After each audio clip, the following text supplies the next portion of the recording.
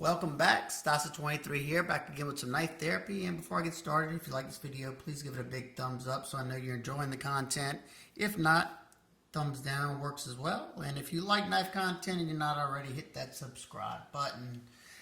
Today I'm going to do a video that my good buddy Slicey Dicey gave me the idea to do, and asked him if he minded if I did one somewhat like it, and he said sure, go ahead. So today I'm going to give you my top 25 never sell knives. Now let's be honest, that's never sell in my mind today. You know, our tastes change over time, and you know,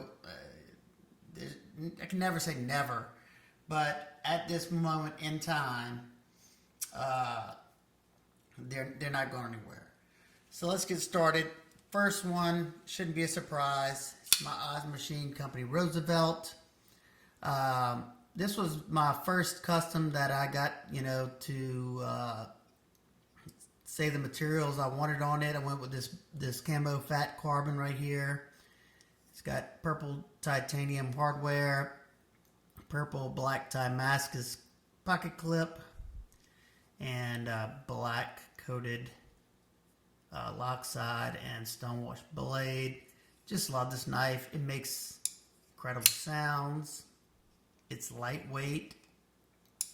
It's got good action. I just tightened it up a little while ago, so it might be a little stiff right now. Comfortable. This thing's a featherweight. Still got to do my full video on this. I want to do it justice, and I taped it a few times and it just didn't come out right. So there you go. First one. And another reason, these things are super hard to get on his books right now. They're currently closed, and his books went super fast last time, so this one's not going anywhere. Alright, the next up is another custom, and that is the JG Scout. Whenever Jason Guthrie started making knives, I was following him on Instagram. And from the moment he showed this knife, I wanted one so bad, but I had to wait till, you know, the right price came up, and I was able to get this one for a decent price. I mean, it wasn't cheap. Got that nice, beautiful hand satin on there that my lights are going crazy over. Just a very comfortable knife, very smooth, just awesome. And I don't think he's making these right now. Not saying he won't ever make them again, but another reason why this one's not going anywhere.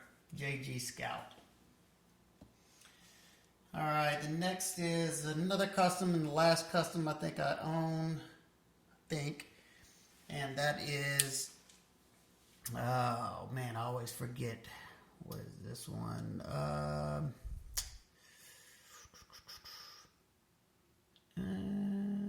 Jason Guthrie, I think. Toucan, I think it is. I just love that Persian blade. Another lightweight, you know. It has the Mayo style holes on there. Nice and smooth. Both the Scout and this one are both on Teflon, and they're stupid smooth. Comfortable in hand. This one, for being a custom, it didn't cost me a whole lot. You know, it wasn't as much as the Scout or the Roosevelt. But it's a cool knife, and you can definitely tell it was handmade. That nice jeweling on the inside. Alrighty, I gotta speed it up, or this is gonna be an hour-long video. Alright, the next one's come from Spyderco, and that is the Schleich buoy. These are discontinued, and whenever they had first came out, I had bought one, and like an idiot, I sold it. So I had to buy this one on the secondary market, but I had to wait until I found one that wasn't even more outrageous than they are now. They got these things up for sale for like $800. That's absolutely ridiculous. XHP steel, probably my favorite. Yeah, this is definitely my favorite type of stonewash ever. That mirror type stonewash, it just looks so nice. Super smooth action on phosphor bronze washers, comfortable.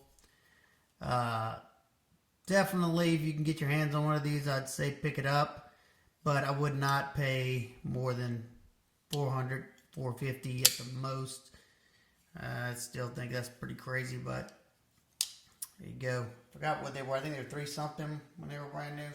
Somewhere around there. Maybe, I don't know. Alright, the next one is the M Strider SNG. This one I picked up at Blade Show. And another very hard to get knife right now. He makes them in very small batches. He has that same type of stonewash on there. I just realized that the stonewash on these two are pretty darn. Look at that. Very, very nice.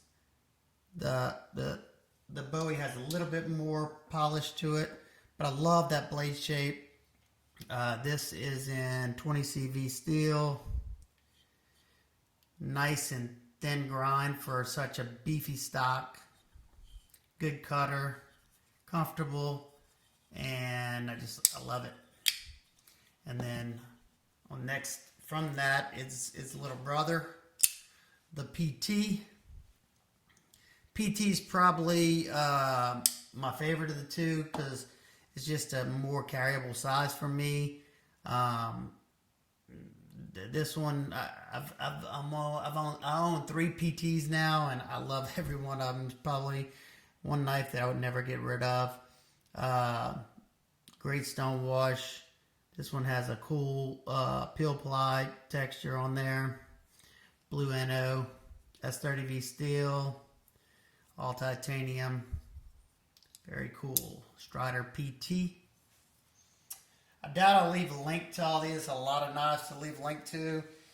But if you have any questions about any of them, just let me know which one and I'll do my best to help you. Alright, the next one is the Shurgorov Neon Light.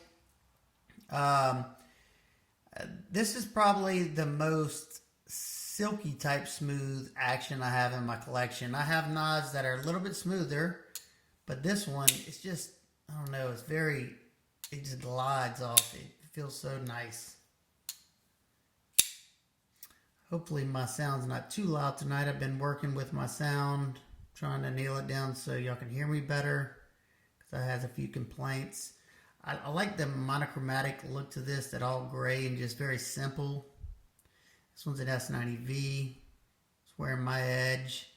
And I'll tell you what, I use this thing, and that blasted stonewash, whatever that is, I don't know if it's a vapor blast or what, that's what it kind of looks like. It doesn't, I mean, it smudges, but it holds up. Awesome knife. I'll never get rid of this one just because the secondary market prices are outrageous on these, and I got this one on trade for a very, very good price, so that will stay in the collection. Alrighty, next up is my Microtech Socom Elite in the drop point. This one's an M390, and this is the stone washed. And I will be doing a long-term review of this one right here. I think I've had this one for 3 years now, and it gets a lot of use. It's probably on edge number 5. Just awesome knife. I got some stuff to say about, and I love this one so much. I always had drooled over the Tanto, and my local shop had got one of these in the exact configuration I was looking for. Just the opposite of Slicey's. Mine's apocalyptic. I think he got the Tanto and the stonewash. But man, oh man, I tell you what, their apocalyptic looks so yummy. I love that look. Not the best for corrosion resistance, but this is M390, so it should be okay. But just love it. It's just like the Hinder working finish. It's a blasted stonewash. This one's got a little bit more stout of a detent, and I'm sure this one is, you know, a little lighter because this one's got way more use on it. I haven't had this one, but I don't know. I think I got this one this year, the Tanto. Excellent knives, and do not buy this because it has a tip down only. Even if this thing had tip up, I would have it in the tip down configuration. If you ever got to put one of these in your pocket and you pull it out, you would see why. Whenever you're pulling it out, it comes out and you just turn it like this. I don't have to scoot up the blade.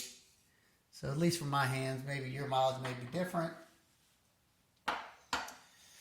Alrighty, I'm glad to see this next knife. They came out with another run of them, and that is the Hinder Fire Attack. They came out with the recurve. I'm not really that big on the recurve. It's a nice looking knife, and it functions well, I'm sure. But I love this one. Aftermarket scales on it. That's some burlap micarta and 20 CV. And I know the new ones are in the tri-way, but I don't think, even with the bearings, I don't think you can get any smoother than this. Look at this. Watch. Oh, well, maybe I'd call myself a liar. Usually it's like a guillotine. Yeah. It only happens whenever you're on camera. But it's super smooth, super comfortable. Love this knife. You can get some work done with this. Longer blade. And it's a joy to carry. And whenever I don't feel like carrying the bigger boy, carry my other favorite, the Hinder XM18 3-inch non-flipper. So you can see the size difference in these two. Both of them are 20 CV. This one's on the tri-way pivot. Aftermarket, both of them aftermarket micarta scales. This one's linen micarta. Awesome knives. They're built to last. This is definitely something I could hand down to my kids and their kids and their kids and so on, so forth. This one, you know, it took me long to get this, and I've loved it ever since I got it. I'm the second owner, I think, or I don't know what owner, but, and then this one, unless they come out with a 3-inch non-flipper and a different blade shape that I really love, this one's not going anywhere. I use the crap out of this one, starting to get some nice little scar marks on it, but that's what it's for. Alrighty. Again, I live in the South. These next two aren't going anywhere because when I know I'm going to have a sweaty day, I want to be able to make sure my knife is good to go, and that is the Quiet Carry Waypoint and my Quiet Carry Drifter. Both excellent knives. This one came out first. They're both in Van X steel. Good stuff. I put an orange peel texture on this one myself with an OxyClean finish on there. And I modded a Casey Lynch wire clip replacement for this just because it feels better in my hands. But I love Quiet Carry knives. They hadn't made a knife yet that I didn't like, and I think I've owned pretty much every model. Just awesome knives, and I use these two so much they would never leave the collection. Alrighty, the next is the Richard Rogers OEM Slim. I think that's the name of it. I love Richard Rogers' designs. He's a custom design knife maker, and this one is his OEM of his Slim model. Super lightweight, smaller knife. Get a nice 4-finger grip on it. Nice and smooth. And I don't think he's making any more of these, so I'm not going to get rid of this one. Alright, the next was probably the first, more expensive knife that I bought when I first got into collecting heavy. And that is the gray Mendua. And this one is completely changed. I had bought it because I worked in a chemical plant as an operator, and I wanted a hard use knife as a dedicated work knife, and this one fit the bill. You can see how thick that stock is. And once I no longer needed a hard use knife, I wanted to make it a nice EDC blade, so I sent this off to Will Moon. There's his insignia right there, and he did a nice deep hollow grind on here. This thing is nice and thin. I think it's like 13 thousandths behind the edge now. Now I went from hard use to super slicer, and it's got like a mirrored almost satin finish on there. This is the older S30V one, and still smooth as can be. Decently comfortable. That jimping's a little rough, but it's okay. And then I cut a choil because they had a really funky edge termination on their knives. And I did the ano of it on this with a blue, then I stone washed it and did a bronze. And then my ano finish on that clip. That's the only thing I never liked about this knife. Well, two things. The pocket clip, it just looks like a parts bin clip. And I never did like their thumb studs, so they're press fit, so I ripped them off and put my own studs on there. I think I got these from my old Ganzo. And now super, super comfortable. Cool knife. This one has too many memories. It's not going anywhere. And none of these in this list are going to include any of my sentimental knives or gift knives or anything like that, because those are just given. I'm not getting rid of those. Alrighty. Next up is coming from Spyderco, and that is the Crewwear Shaman. Just because anybody who's ever tried to buy a popular sprint run Spyderco knows how stupid they get. And this is the one I always wanted. The only reason I would ever get rid of this one is if I ended up getting the Z-Wear one. I think that's the only one that I would sell this one for, because I would love to have some Z-Wear, and it's got the same scales anyway. So this one's gotten nice and smooth. Hasn't got a ton of use, just because I don't have a whole lot of use for bigger knives. I still enjoy them, and I still do use them. They don't get as much use as my medium to smaller knives. But awesome knife. Any of the Shamans are good to go. Alrighty, the next up is my American Bladeworks Model 1V5, I think it is. This is just a great user knife. American made, the one-man band shop, and he's got a big waiting list, so wouldn't want to have to try to get on that and, wait forever. This thing's got awesome action, and it's been holding up pretty nicely. I think I've sharpened it twice so far, and I use it for pretty much everything. It's wearing well, got some battle scars on it, but nothing terrible. My Micarta scales, sweet. Alright, another hard to get one. I mean, that's going to be pretty much the theme here. That would be the most reason why I wouldn't get rid of them. And that next is the Emerson Mini A100.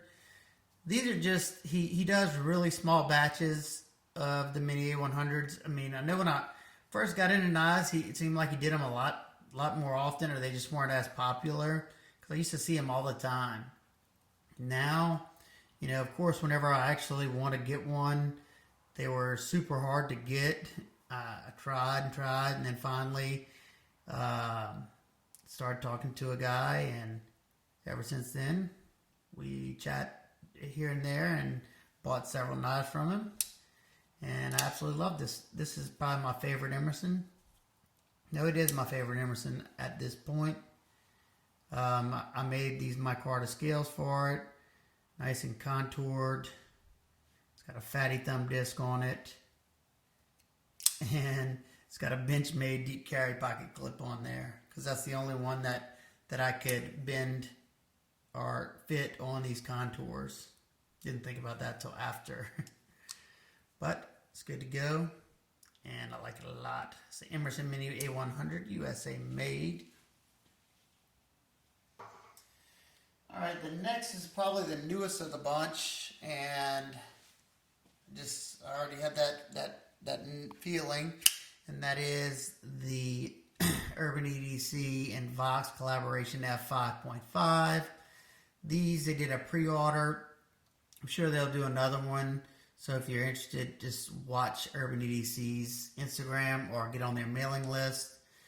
Vox is one of my favorite designers, and before this one, the only, the closest I had to a premium was the Biblio, and this one right here just completely blows the Biblio out of the water for me. I'm not saying Biblio is a bad knife or anything, just for me. These were made by Riot. Micarta, of course. Comfortable, smooth.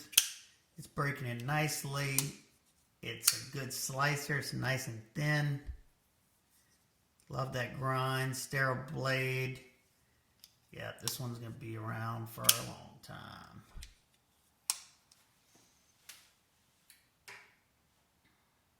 Alright, I think the next, all but two of the last ones are pretty new acquisitions. Just, I like them that much.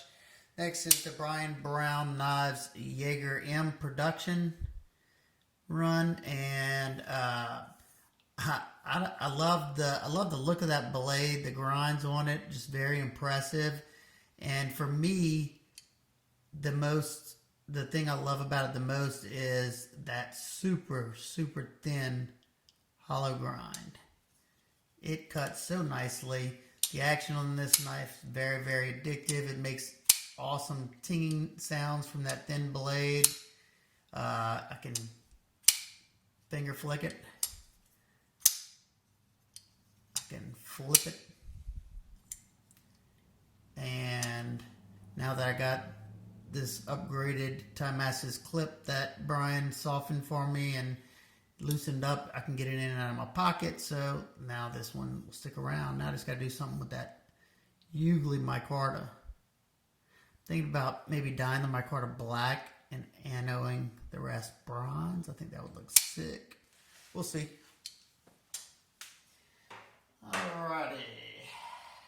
Next is CRKT. CRK Chris Reeve knives. Menundi and Box Elder. And I don't know what took me so long to get one of these knives. I think this is a great gentleman's carry. Probably one of the best gentleman's carry. I know it's a bold statement, but just it's a very classic looking design. It looks nice. I think they all have inlays on them. And just love it. The only thing that I don't love about the knife is its pocket clip's very stiff. It's not the end of the world, because usually when I'm carrying this, I'm wearing lightweight shorts or something, and it works just fine. But just a good EDC knife. And right now these are a little hard to get, but they'll do another run of them soon, I'm sure. I think right now you can find it in Damascus with the Box Elder. I think the Box Elder is very attractive. Alrighty. Next up, another CRK, and that is my Small 21 Insingo.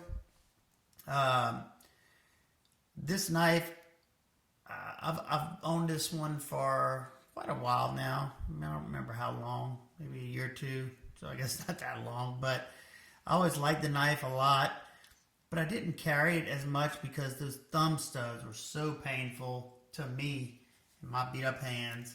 So as soon as I popped that press fit pointy thumb stud out and put a double lug in here, comfortable thumb stud, it completely changed this knife. I mean completely.